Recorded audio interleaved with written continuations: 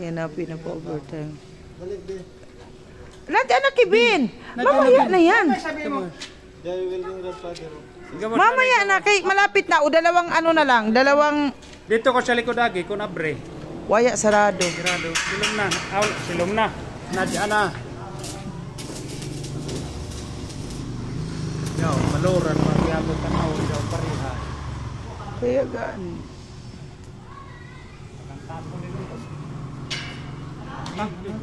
Kamay ready rin siya. Pirahan na.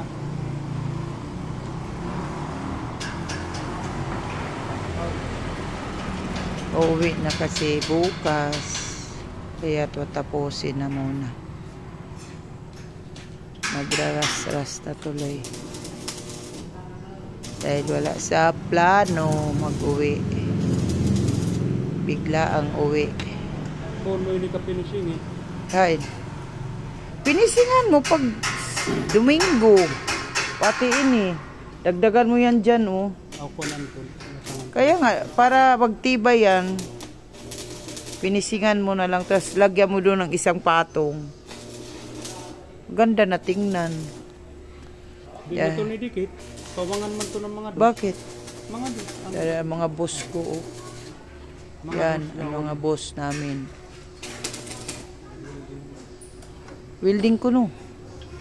Aw. Welding, Ranandiza. Aw.